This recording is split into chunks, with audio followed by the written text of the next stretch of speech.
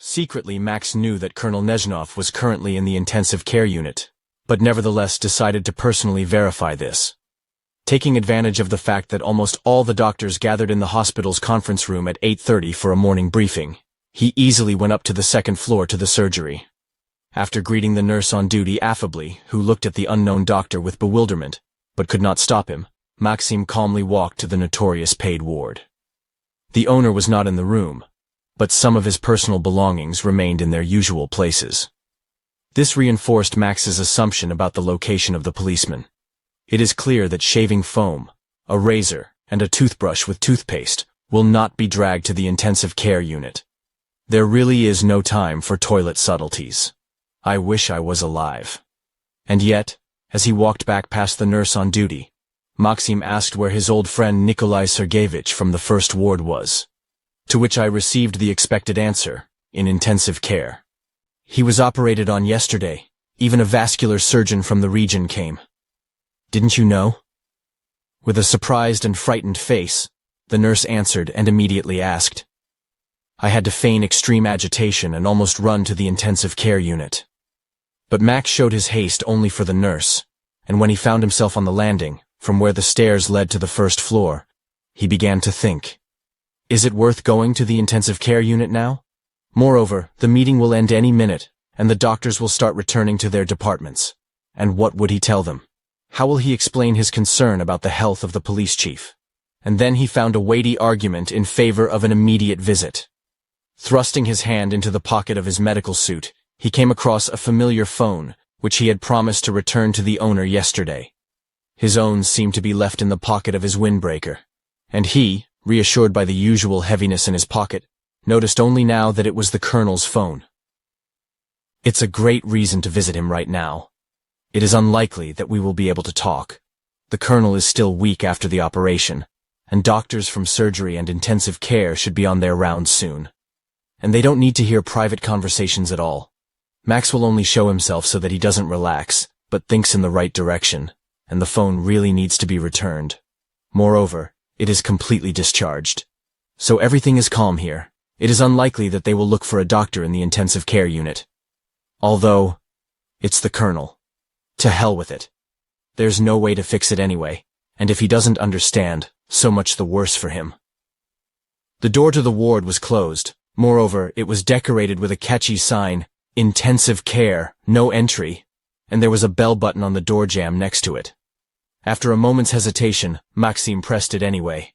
A minute later, hurried footsteps were heard, and the face of a young woman in a medical suit and a starched white cap appeared in the half-open door, who stared in surprise at an unknown man also in a medical suit.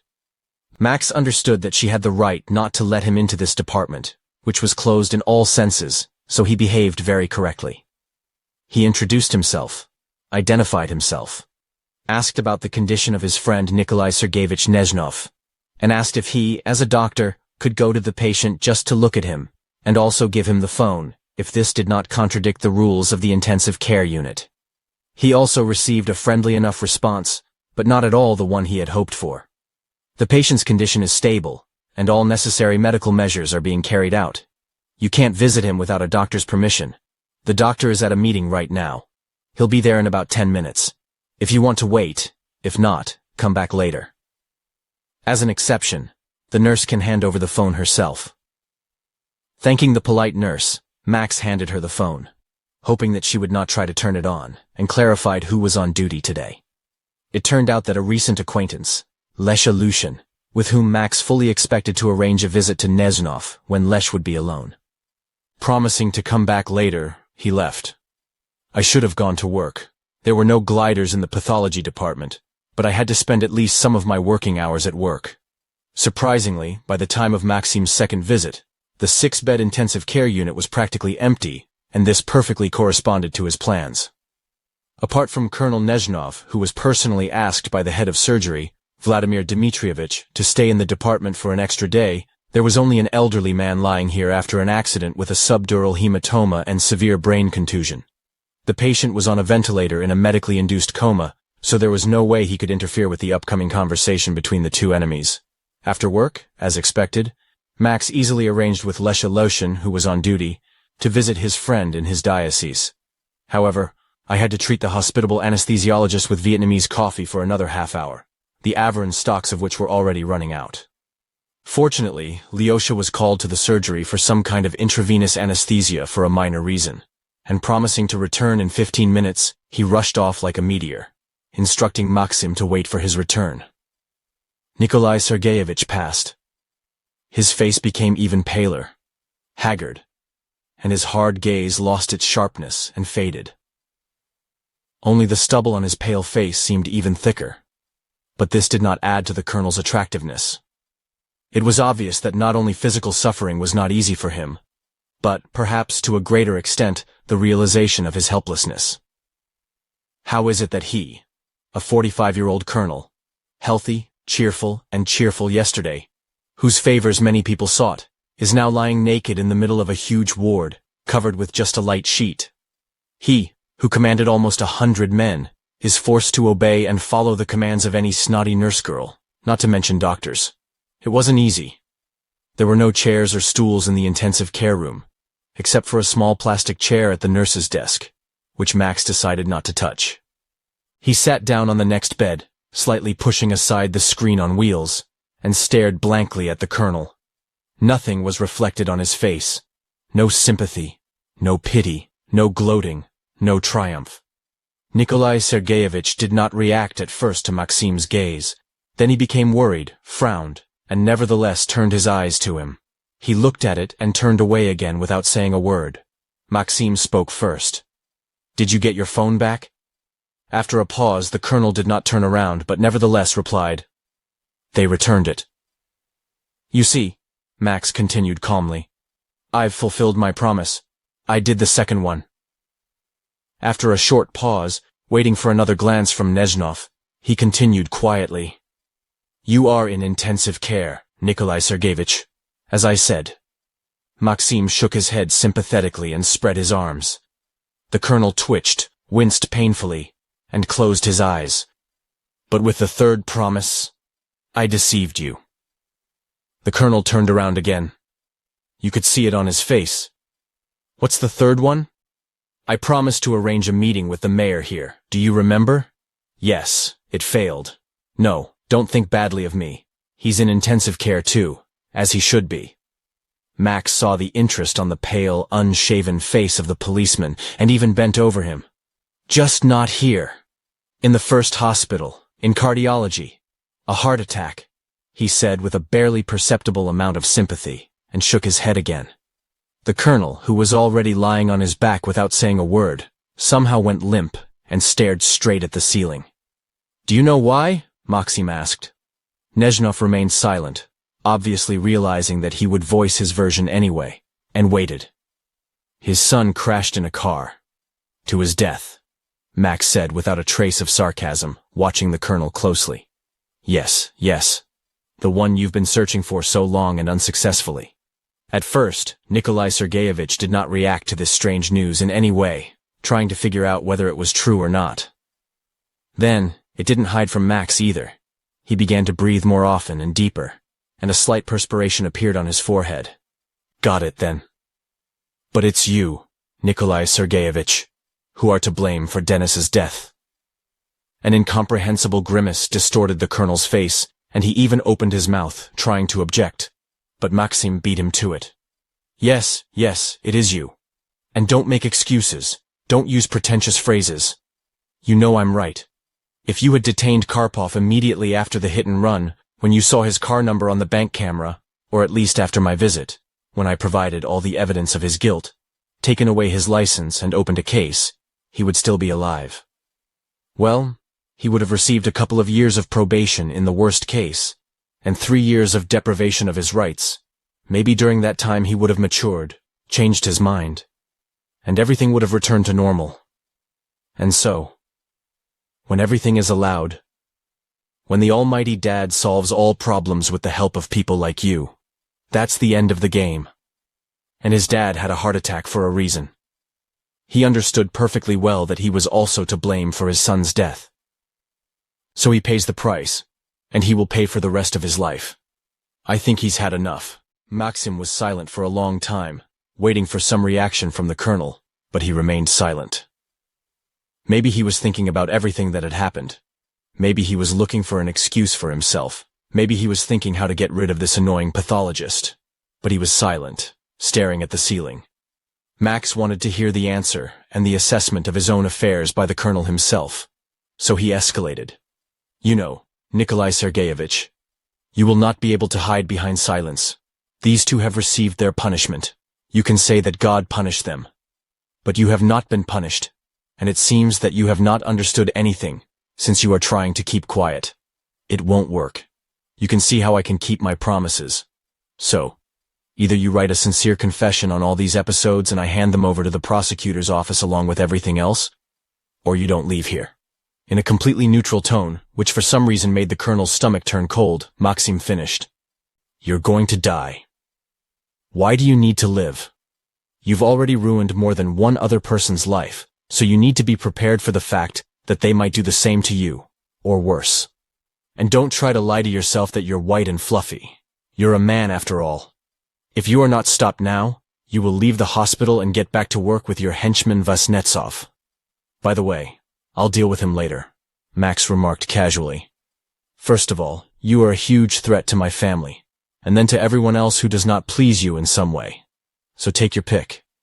Either I'm carrying the paper again, or tomorrow you'll be taken for surgery again, after which you won't wake up. Maxim couldn't resist gloating. Do you know such a disease as pulmonary embolism? By the time he remembered the death of a man with a knife wound in the stomach. That's what's going to happen to you. I'm not scaring, I know that. Well, about like wolf messing. You've probably heard of it. And again, having received no response to his long and reasoned speech, Max got angry, got up and left. Already at the door, he turned around. I'll give you until morning. That's it. Max did not sleep all night, although, in order not to upset his wife with stories about his deeds, which Lena treated extremely negatively, he strenuously demonstrated that he and son were best friends. In the evening after dinner, they briefly discussed the prospects for further investigation and came to the unequivocal conclusion that all this should be completed as soon as possible.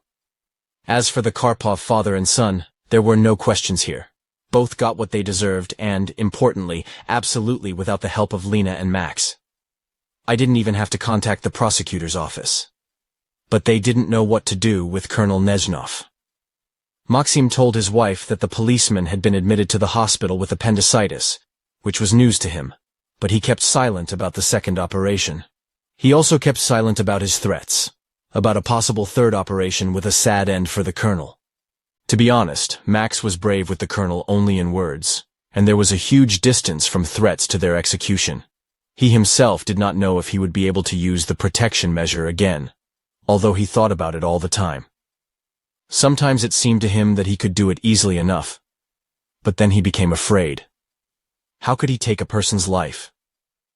Even if it's bad, vile, disgusting, even if it's a scoundrel, but it's still a person. Has the death penalty even been abolished in the country?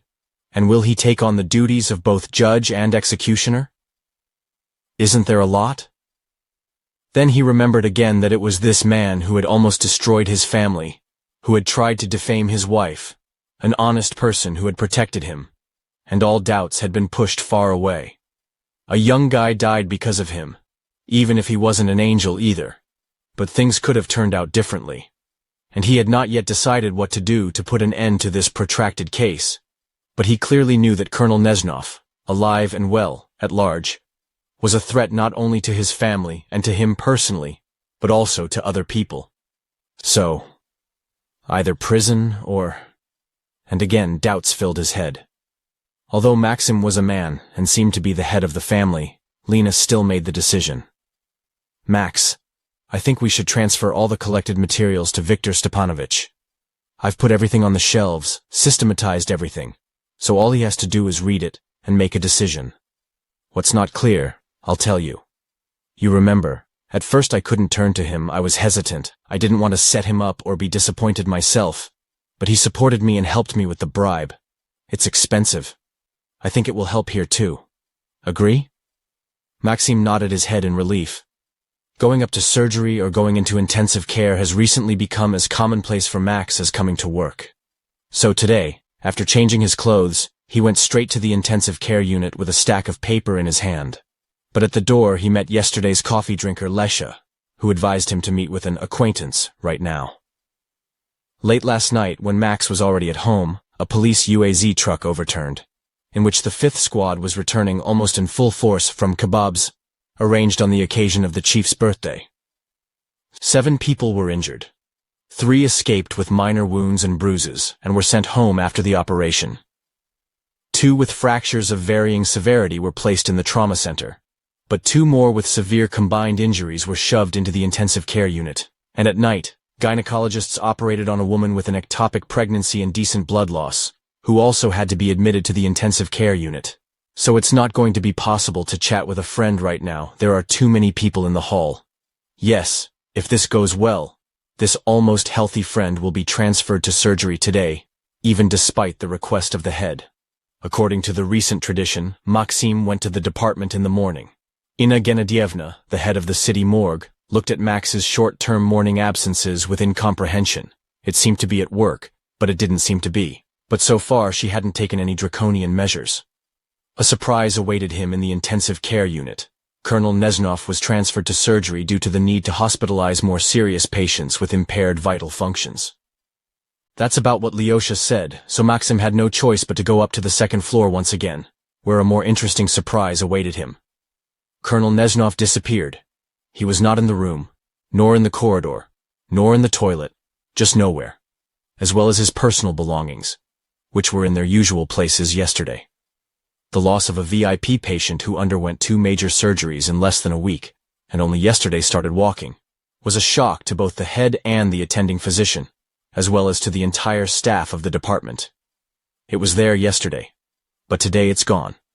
Vladimir Dmitrievich, as expected, informed the chief doctor about the incident, and he tried to call the Department of Internal Affairs all morning, hoping to clarify the fate of the unexpectedly missing head of the traffic police department.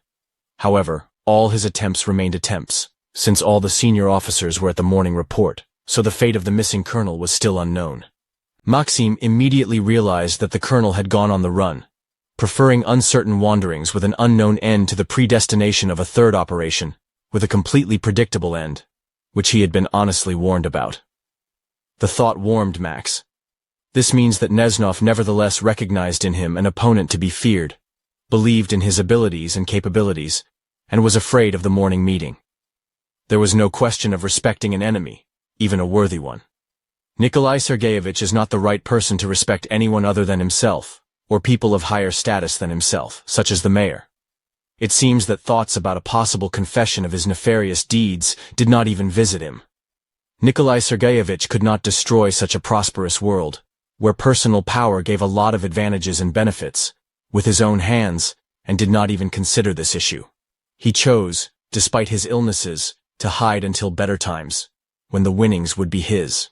And besides, he was convinced that this narrow-minded pathologist, with maniacal persistence, was trying to get a personal confession of his sins from him.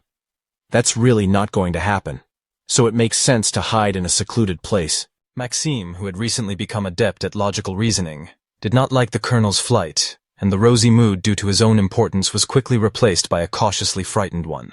So he's not going to give up. He realized that he couldn't meet Max in person because of the likelihood of trouble. Or worse. Once he comes to his senses, gets stronger, and he will definitely strike back. Moreover, most likely, not with his own hands, and not the fact that it was according to Maxim. But Max could not have framed Alyosha and Lena in any way. That's what scared him. So we need to find the vaporized Neznov as soon as possible, while he is still weak and more preoccupied with his own health than with plotting for the culprit of his problems. After returning to his unit and doing routine things, Maxim constantly talked about how and where Colonel Neznov could escape 2 days after a serious operation, when he was not even able to walk properly yet.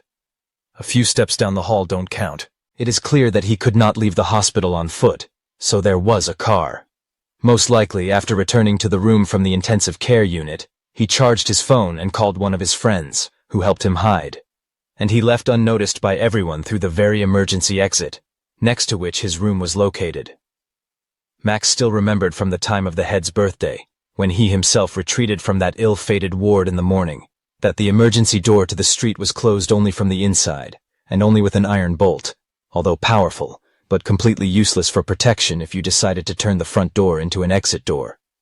But how the colonel found out about it is not clear. Nikolai Sergeyevich will not seek help from his relatives, otherwise he will have to explain for a long time why and from whom he is hiding. For the same reason, he will not call the crew on duty from his department to the hospital. But it is quite possible to strain your accomplice Captain Vasnetsov, who is well aware of the vicissitudes of all his recent cases. It is clear that the captain will not take a traffic policeman's car with flashing lights and other police paraphernalia for this case. It is too noticeable and defiant. But he will slowly arrive, most likely in his own car. The same black Toyota that Max knew from recordings from the video camera of his neighbor Valera Petrov, when Vasnetsov brought a deck of burglars on it, who put bugs in the Avarin's apartment. He could only arrive at night, or better yet, in the morning, when everyone was fast asleep. So, we need to look at the CCTV footage from the hospital over the past night and morning to make sure. There is no surveillance camera at the emergency exit, as everywhere else, but there is at the entrance, at the emergency room, and at the emergency room. And it's impossible to get by car to the emergency exit door without passing at least one of the cameras. It's the only road, and it's limited by high curbs. There's no other way. Max, burning with impatience, did not even wait for the traditional lunch break, which officially did not seem to exist. But pathologists had lunch anyway, though not in the autopsy room among the autopsied and not yet autopsied corpses, but in the hospital buffet. Taking advantage of the kindness of Inna Genadievna, the head of the department, Maxim ran away to the buffet, not thinking at all about what he would do when he really wanted to eat. He saw the black Camry on the security guard's computer monitor quickly enough and on time just when he expected, around 5 in the morning. It was still quite dark, but in the light of the hospital lights, especially at the entrance to the barrier, which was not working and was frozen by a vertical pole, Max clearly saw her number. Of course, this number, like Denis Karpov's 3 sevens, he remembered for a long time.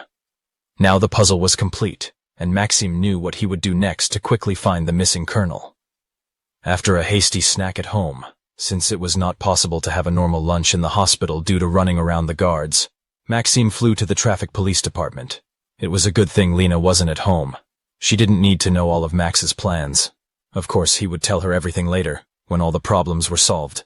Fortunately, Captain Vasnetsov was in place, as the duty officer graciously informed him, and even waved his hand affably, indicating where to go. Maxim knew this way and calmly went to the office of the Accident Analysis Group.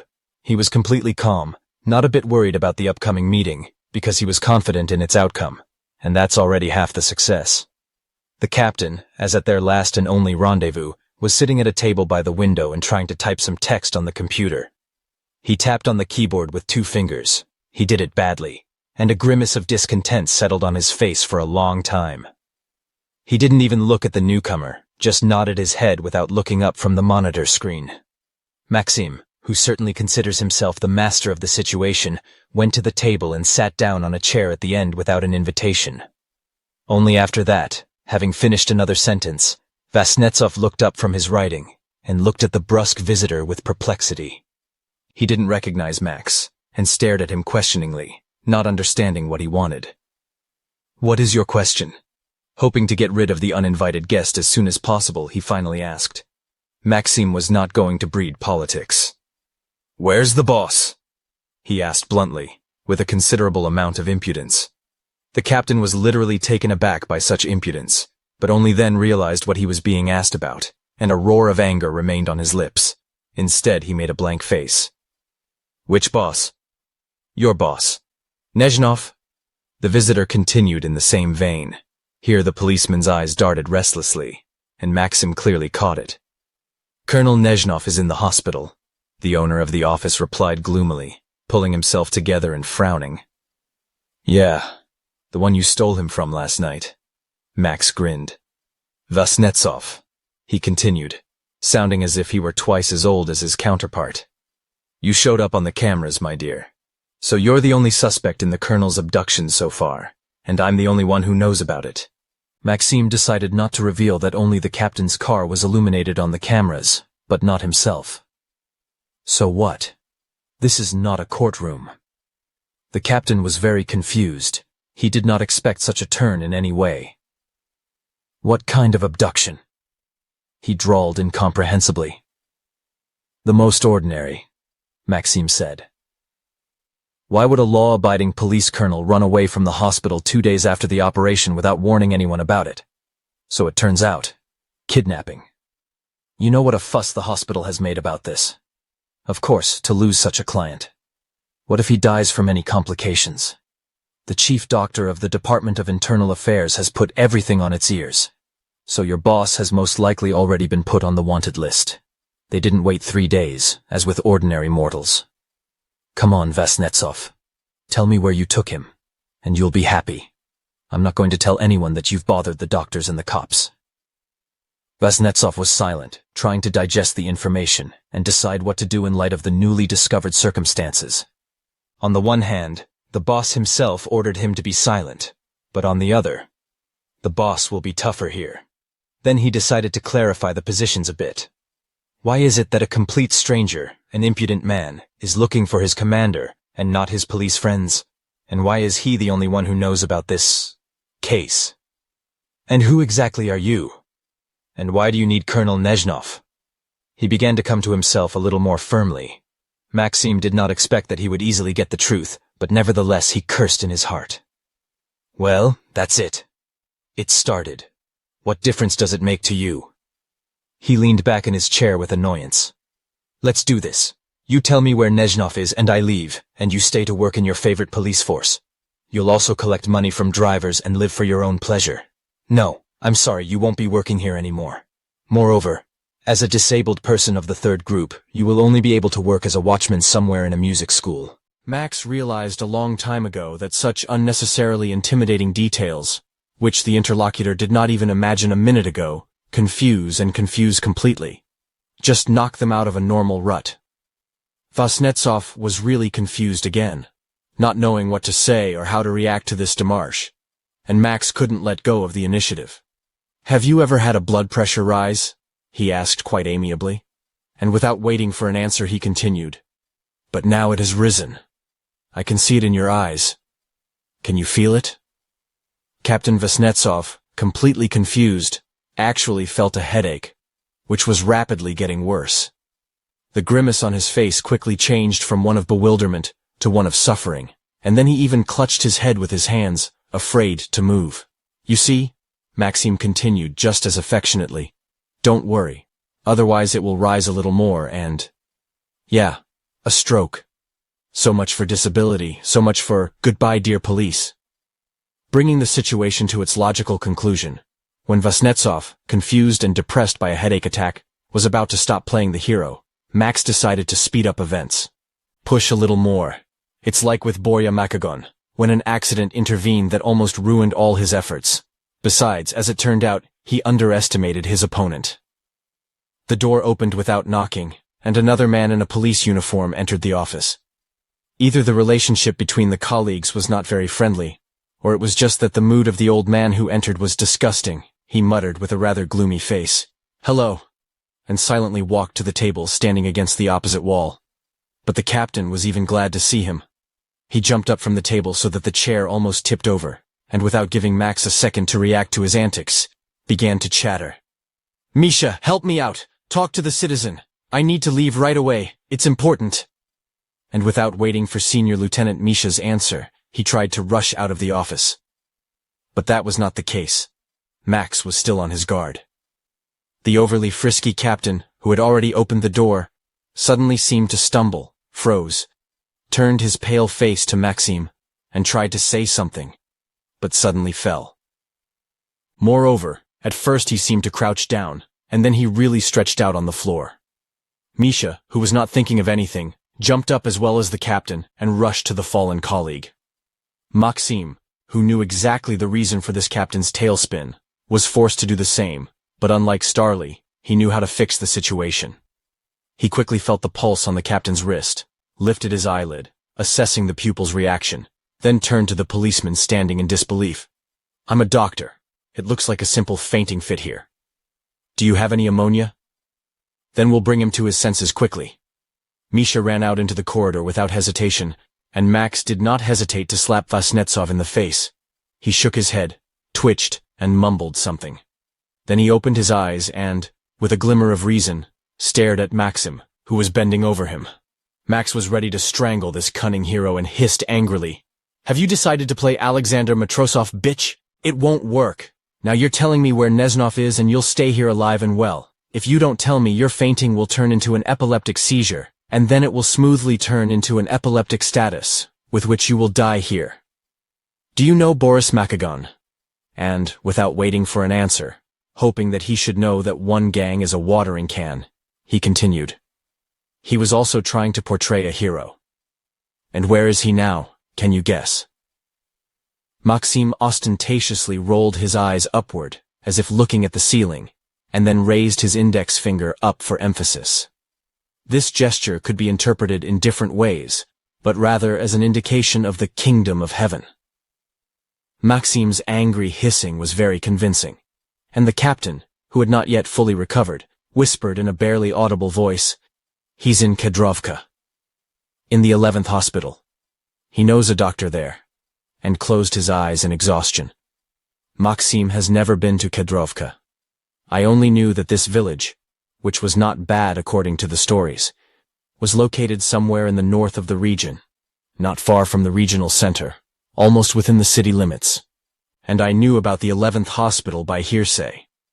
The doctor's colleagues talked about her a couple of times in the hospital cafeteria after the specialist days and shared their impressions.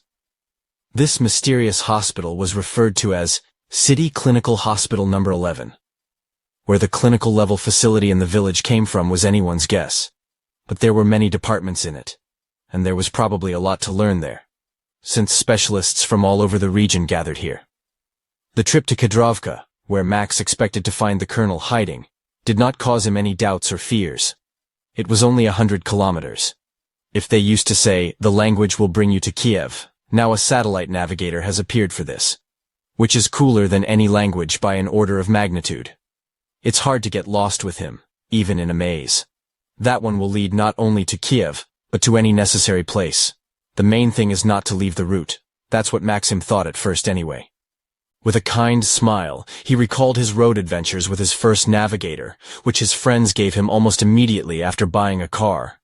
And then, as if in mockery, they said, "Well, Max, now you won't get lost anywhere." Jinxed, probably.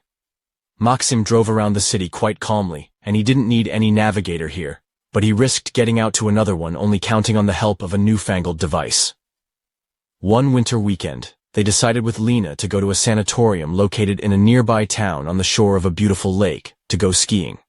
According to the official website, there was also a ski slope with a cable car, a fairly decent skating rink that worked even at night, and those who preferred this calm type of recreation to extreme skiing could ride along the paved ski slope on the frozen lake. A young married couple was just one of those. Having booked a room for a weekend tour, the guys took their own skis and went on an adventure.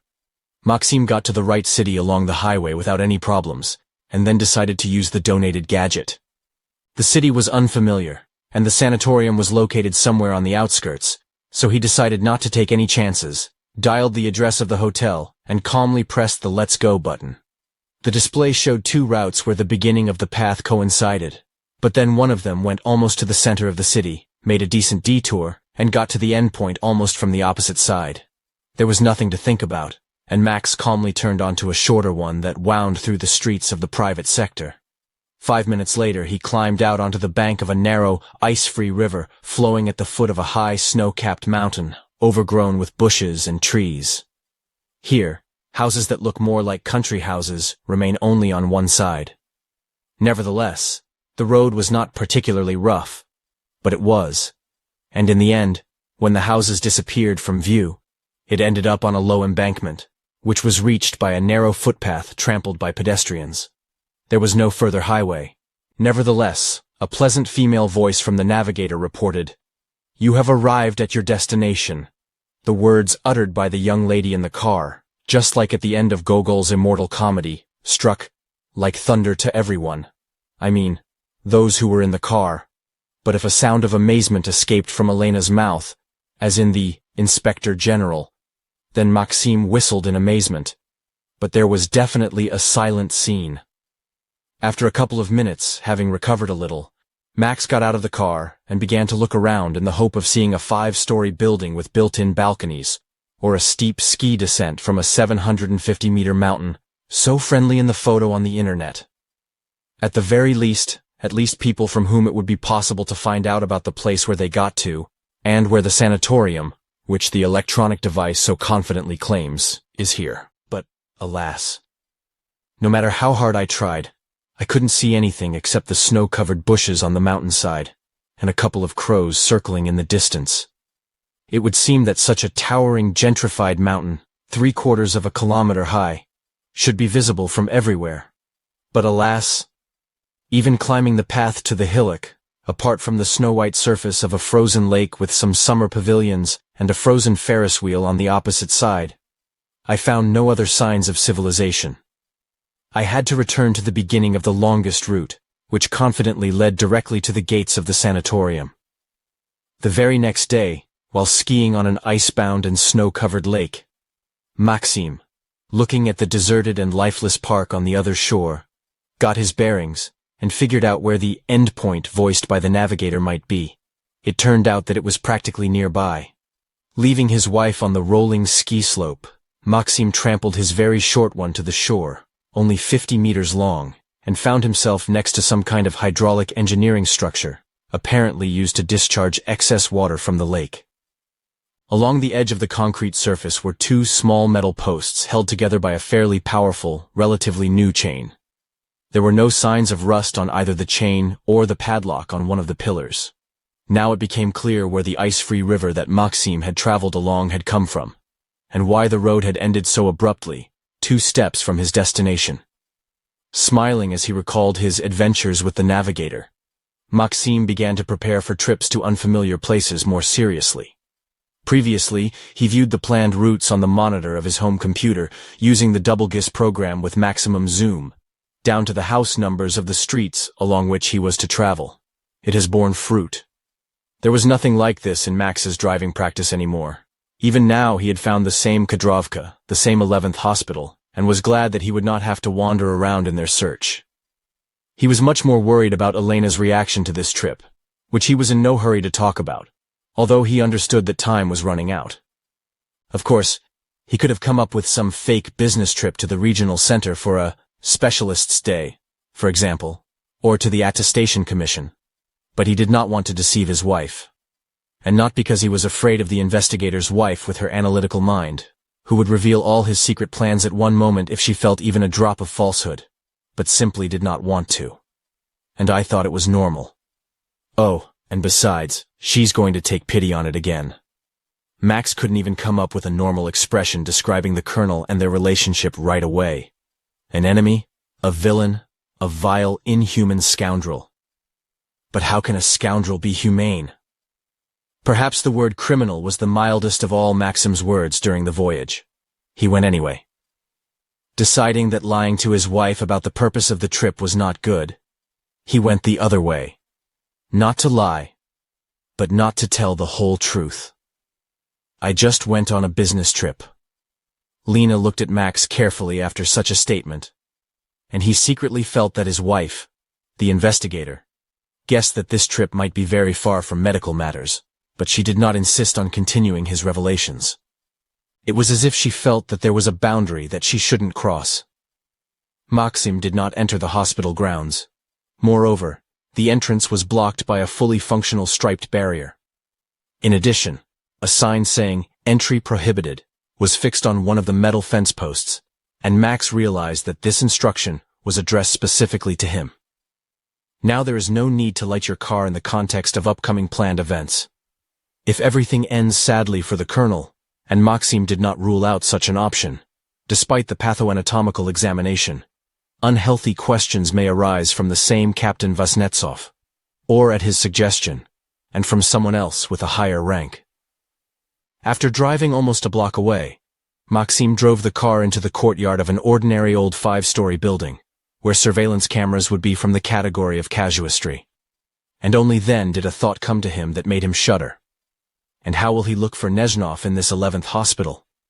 The hospital consists of several buildings connected by overhead walkways, but it is still a clinical hospital. Her view from above resembles some kind of animal, very similar to a horse with a big head. When Max was preparing for a date with a personal enemy, he even stored this information from the internet in a corner of his memory. And there are about 15 branches there. And it's not at all a fact that the colonel will be in surgery. It is clear that there is no point in looking for it either in gynecology or in children's, but in the rest, especially where there is a dressing room, it is quite.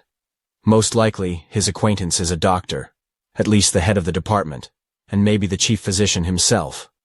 Still, the colonel's status is significant, and it's difficult, if not impossible, for a simple doctor to put a patient who has recently undergone surgery in another hospital without the knowledge of the head. Not expecting much success, Maxim nevertheless looked through the patient lists posted in the lobby of the first floor of the main building.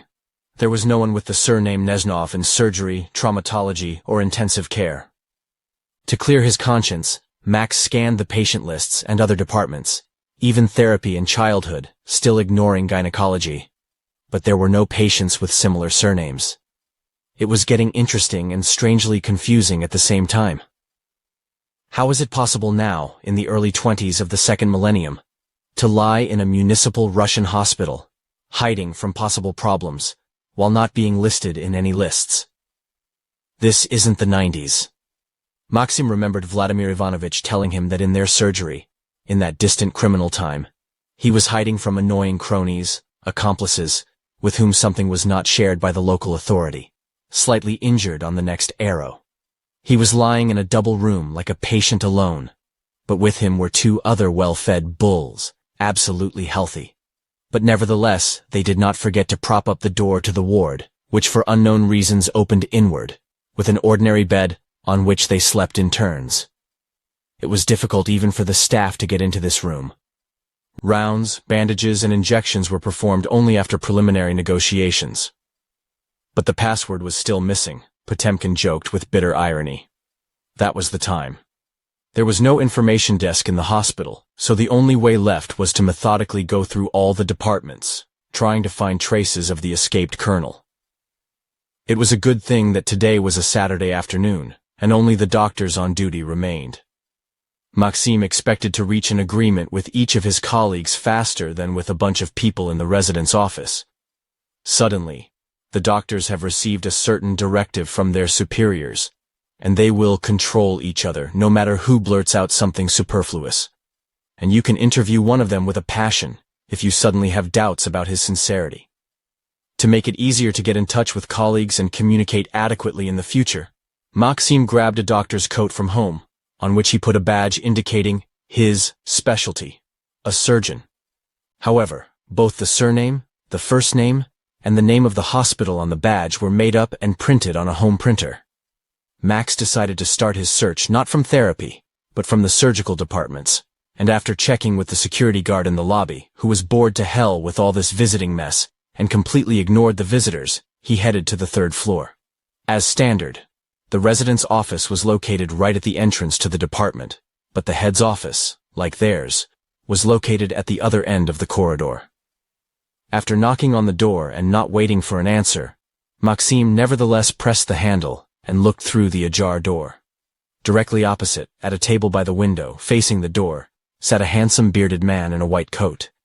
His beard was red and disheveled, which immediately made him smile, and its size made Max wonder how he operated, where he hid his magnificent beard. In his hospital he did not see any of the operating doctors with beards. He was holding a glass in one hand, a half-eaten sausage sandwich in the other, and hurriedly trying to chew a rather impressive piece of it. Most likely, that's why he didn't answer Maxim's knock. Nevertheless, he waved his hand invitingly with a clenched glass, inviting them to enter, so actively that some of the contents immediately splashed onto the table. Instead of swearing, as Maxim himself would have done, the bearded man burst out laughing, put down his glass, and immediately put down the remains of the sandwich. Then, after he stopped laughing, he thought about it and still shoved them into his mouth. Maxim liked the reaction of an unknown doctor to a comical or not-so-funny situation, and he couldn't help but smile too. After finishing the sandwich and wiping the table, the doctor on duty apologized, which surprised Maxim and invited him to sit down. Max settled into a chair next to the next table, close enough to the owner of the office, so that he easily read everything that was on the badge, and only after that asked what brought his colleague here. "You know, my patient is missing," Maxim began, making a helplessly puzzled face. "Just 2 days after the thrombectomy from the popliteal artery. And disappeared. He disappeared, along with his belongings. The main thing is, I didn't say anything to anyone." Max paused briefly so that his counterpart could assimilate the unusual information he had received and continued. "As soon as the boss found out, he put in, 'Mom, don't grieve. God forbid,' he says, 'he'll die somewhere from some kind of complications. Then we're all fucked.' And what? Easily. Just 2 days after such an operation. 'Your patient, you look for it,' he says. That's what I'm looking for. His cell phone is not responding. I call my landline at home, and my wife says she's in the hospital. Well, one of my colleagues told me that you seem to have him. So I came and didn't call. I think it's better to check, otherwise you can become famous for the whole region. They say their patients run away after operations. They're probably afraid." The bearded man grinned from the corners of his mouth, which was not easy to see on his overgrown face. "You're not a cop, are you?" he asked thoughtfully.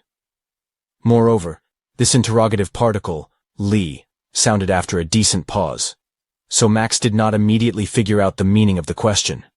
And when he understood, he abruptly turned his head, and, as if not believing in his luck, answered with a slightly drawl, "Policeman. Nezhnov Nikolai Sergeyevich. I don't know the last name, but that's for sure." The nurses were talking, the doctor continued. Maxim's joy at luck, the first shot and seemingly immediately in the top 10, subsided a little. "Why isn't he on the list?" Max asked, afraid of being disappointed. "Yes, this is some friend of our boss. He leads him, even got him closer to his first ward. And he keeps his medical history." He finished, as if continuing to reason. "It's all strange." The bearded doctor was silent for a few seconds. Then, as if spitting on all the riddles, he famously waved his hand. "And let's go and look at him." Maxim agreed without hesitation. The first ward in the 11th hospital, as well as in the 8th, where Max worked, was from the category of high-comfort wards. There was also a TV, a refrigerator, a microwave oven, and a wardrobe. A large corner was occupied by an ambulance room, because of which only the feet of the guest in gray socks were visible on the bed behind it. When the doctors entered, Maxim, following the doctor and hiding behind his broad back, saw how the legs changed their position. The owner of the gray socks sat down. "Good afternoon," the doctor on duty boomed, without naming the owner of the ward in any way, as if still doubting the assumptions of the arriving colleague. "And you have a guest," and he stepped aside, revealing Nikolai Sergeyevich Nezhnov sitting on the bed. The colonel was smiling. His clean-shaven face has become fresher. The bags and dark circles under his eyes have disappeared. The suffering wrinkles on his forehead have been smoothed out, and his gaze has lost its piercing, as if it had become kinder and more affectionate. He looked from one man in a white coat to another, and his face began to change right before his eyes. The policeman recognized his guest. His lower jaw dropped, and although his lips remained compressed, his face went from round to somehow elongated and thin. His cheeks were sunken, his eyebrows were drawn together, and deep longitudinal wrinkles appeared on his forehead again. Amazement, mixed with fright, even fear, splashed into his eyes. The colonel tried to say something, but some kind of wheezing came out of his throat, not at all like articulate speech, and then he nevertheless pronounced several letters, as if stuttering. "Dih, dih, dih, dih." After that, he tried to raise his hand, as if defending himself from the inevitable, but to no avail.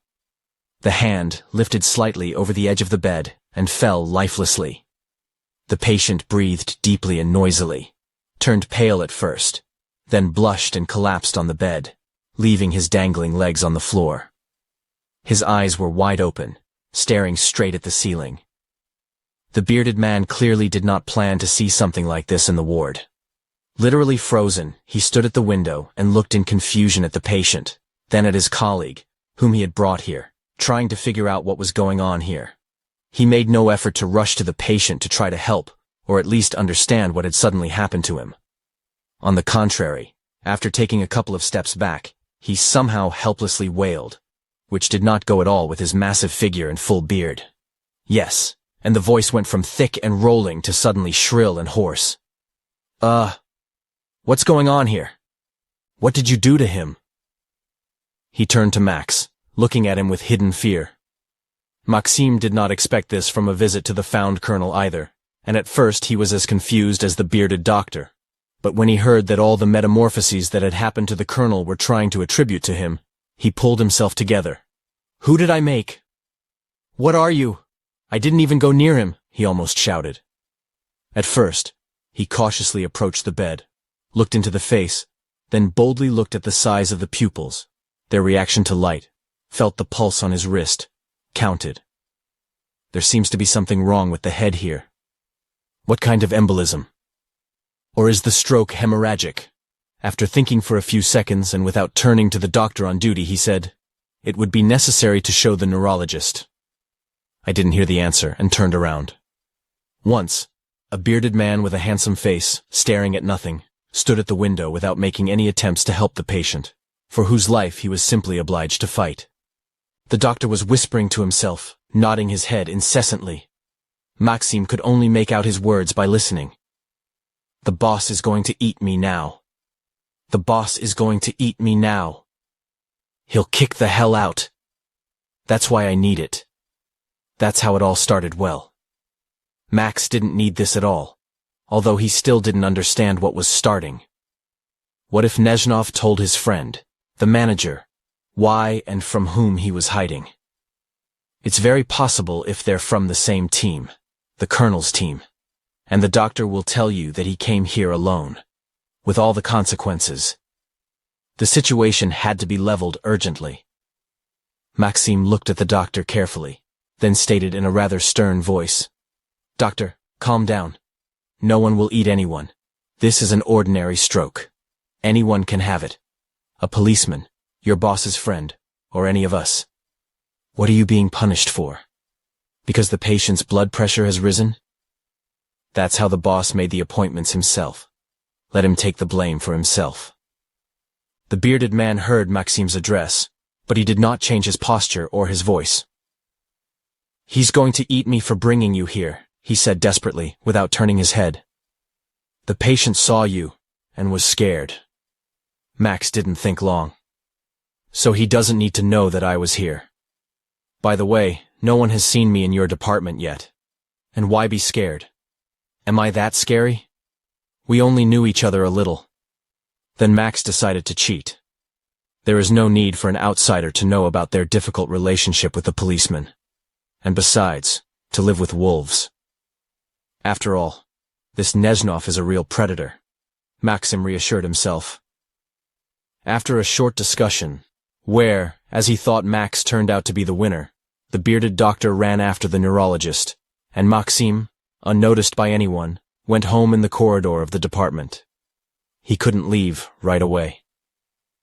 Climbing into the car, Max relived the minutes of the meeting with the colonel for a long time, going over in his memory all the shades of the conversation with the bearded doctor, remembering Nezhnov's panic-stricken face, his seemingly convincing words, but he did not calm down soon. He still couldn't believe that Nikolai Sergeyevich Nezhnov, his number one enemy, had given up so easily, and had come out of the confrontation completely without his help. On the one hand, Maxim was glad that everything seemed to be resolved without his participation. On the other, he was haunted by the thought that his protection measure was already working on its own. The long-cherished thoughts of punishing the colonel triggered the implementation mechanism on their own, without the orders of the owner. Could it be? Why not? If so, does that mean he's slowly turning into some kind of monster, a machine for punishing the undesirables? And who is objectionable? He determines himself. Or even his subconscious. Wow. Maxim could not fully agree with this, but nevertheless convinced himself that his protection measure, had nothing to do with Colonel Nezhnov's stroke. It just happened that way. Nikolai Sergeyevich saw him, and was afraid that Max would fulfill his promise about the third operation with its unfavorable outcome. His blood pressure rose, and as a result, he had a stroke. Everything is exactly as Maxim told the doctor on duty at the department. Max liked this version better. No matter how hard he tried to hide his worries behind fake bravado, funny jokes, and ostentatious carelessness, Lena immediately realized that her husband was worried about something. Moreover, his concern was not at all related to work problems, and she even guessed what it was. Her doubts were reinforced by the fact that Max refused the traditional coffee after dinner, and hinted that he would like to drink a glass of cognac. Sometimes they practiced it. In the evening at dinner, we symbolically drank a glass of Old Königsberg, regardless of the problems. It could just be a hard day, or, conversely, a good mood and some local successes. For some reason, they liked Old Königsberg more than others, even more than the vaunted Hennessy, probably because its taste and harmonious mild aroma fully corresponded to their concepts of cognac standards, and it had no pronounced alcoholism, and, of course, no destructive intoxication. Elena had the sense and tact not to start clarifying the relationship, which is why her husband's mood changes are related today, but to support him. 20 grams on a Saturday night won't add to the problems, but they may well help solve them. And she was right. However, this time, Maxime drank 2 glasses and did not hurry to remove the shaped bottle with the company logo from the table. Lena. Having finished washing the dishes, he began gloomily. I was at Nezhnov's today. Usually Max always washed the dishes in the kitchen while Lena set the table. Even now he did not depart from the tradition, although, I must say, he had some culinary knowledge and skills acquired in his school years from his mother, who works as a cook. Sometimes on weekends he would practice in the kitchen, and the family liked the results of his exercises very much. Maxime was particularly successful with beetroot or carrot marinades. They were his signature feature, which his wife liked very much. And Alyosha did not lag behind his mother, which surprised and pleased Maxime. I know, the wife replied calmly, and, seeing her husband's surprised look, added, You haven't been yourself lately, and you don't talk about our problems, but we used to discuss them almost every day. When you started talking about the trip, I realized that something was going wrong. I called your surgery and asked about Colonel Nezhnov's health. You yourself told me about his appendicitis. They replied that he had been transferred to another hospital. They can transfer you in one case if there are any complications that they can't handle here. So? She looked at her husband questioningly, did not wait for an answer, either positive or negative, and continued. So, I thought at first that you had a hand in it, but then I realized that you didn't. You should have told me about it to calm me down. Are they usually transferred to where? Again, I didn't wait for Max's reaction. To the regional hospital, on a higher level. I called the information desk there. They answer. Such a patient has not been admitted. Where did he go then? Clearly, he escaped. And he ran away, most likely from you, from your protection measure. So you went looking for him, right? She stared at Maxim with interest, hoping now to get an answer and test her intuition. Maxim just shook his head and spread his arms to the sides, and he was hiding his attempts at secrecy from her. Stupid. I can even guess how you got to him. Through Vasnetsov? Lena stared at Maxim again, waiting for an answer, to which he just sadly nodded his head. Lena, I can't hide anything from you. You already know everything. No, not all of them, Max, she smiled. I do not know how it all ended. Judging by your gloomy face, nothing good. He's having a stroke, Lena, and it looks like it's going to be tough, Max replied gloomily. Lena shook her head now, not sure if she was condemning or wondering. Have you decided yet? No, Lena, no. Maxim raised his voice significantly. I have nothing to do with his stroke. I didn't even have time to talk to him. As soon as he saw me, he turned pale, blushed, and collapsed. The cheek is swollen, the pupils are different. It's clear that it's a stroke. Lena always trusted her husband. I believed it now. He's so excited. She turned the conversation in another direction. Did anyone see you? The doctor on duty. He even took me to the room. But I introduced myself by a completely different name. Besides, He won't talk about me. Lena stared at Max questioningly. Nezhnov is a friend of the head of the department, who just hid him at his place. The colonel is not on any list, and he either has a medical history or not. This doctor never saw her. I didn't even know the colonel's last name. So there's no reason for him to say that he took me to Nezhnov's room, but he took me and almost died. Or maybe, even that. Already. Maxim began to explain. Lena was silent for several minutes, and Max didn't rush her. He knew that his wife, the investigator, was now sorting everything out in order to analyze the situation and draw conclusions that Max was sure would be correct and help them avoid the possible negative consequences of his trip to Kadrovka. It turns out that our problems have been mostly solved, Elena said after a long pause. I guess so, Max began, not very confidently. The colonel is unlikely to return to his job. If, of course, he stays alive. And if it remains, it will lose its influence on other people. A disabled person is unlikely to be able to manage an organized gang. Well, Max, Lena snorted. Is that really a gang? Well, let's not say a gang, but an organized group. Maxim didn't know what else to say, how to label Nezhnov's activities with his henchmen, and finished vaguely. We'll wait and see. The darkness has not yet lifted. Maxim couldn't sleep that night. In his mind's eye, images of both today and 3 years ago passed one after another. They alternated between the usual sequence, allowing him to remember everything, and then they changed so quickly and in complete disarray that Maxim barely had time to think about anything. The glowing dead, and the clearly felt horror from the first encounter with the mysterious blue light. The sensations of goosebumps on their bodies were replaced by thoughts of their faithful comrade Vanya Medvedev, who greatly helped them in the epic with the alien ship. How well they got rid of the chase. And how he was on his knees in front of Lena, unable to express his gratitude. He saw his wife extending her hand into a stream of billowing smoke during an experiment in the morgue, saw a black square in Krasnoyarsk, completely devoid of snow covering everything around. I saw today's day again, the bearded doctor's face, now joyfully cheerful, now confused and amazed. I saw the colonel's changing face, his burning cheek, an unmistakable sign of a stroke. And again, the terrible footage from the film in the psychological unloading room of the crew on the ship about the fight between a saber-toothed predator and a peaceful hippopotamus, which ended with streams of blood from wounds on the giant's neck, was replaced by the greenish face of Pavel Ivanovich and his soft voice. The dead white light flooding the area in front of the ship during an unusual fight with the FSB changed to the lifeless lights of fireworks in the morgue during a visit by Dr. Frenz.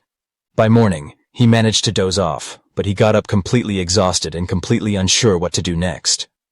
He never received answers to the questions he asked his wife during his return after the departure of the alien ship. He remembered this conversation clearly, as if it were yesterday. But we still didn't find out why my dead were glowing. And where did I get these anti-medical abilities, and you have the gift of foresight? And what was that mist over the village? For what? And a lot more. I also remembered Elena's answer. So we need to get to this Celia somehow. We'll figure it out there for sure. But what if? They can get there now. Yeah. Lena has hardly used her gift in recent years, but if you think about it, she always had it. Even then, she already foresaw that they might end up on another planet. She may have answered vaguely, but in the light of today's events. Max made up his mind. More, perhaps, from the emptiness inside caused by the monstrous psychological strain in recent days. Alyosha is here, and the colonel, and Makagon with his beloved false Rusakova in the case of a fake bribe, and again the colonel, the mayor's heart attack, the death of Denis Karpov, which, God knows, he did not want. And a lot more. It was necessary to change something in life, and it was here and now. Lena didn't mind.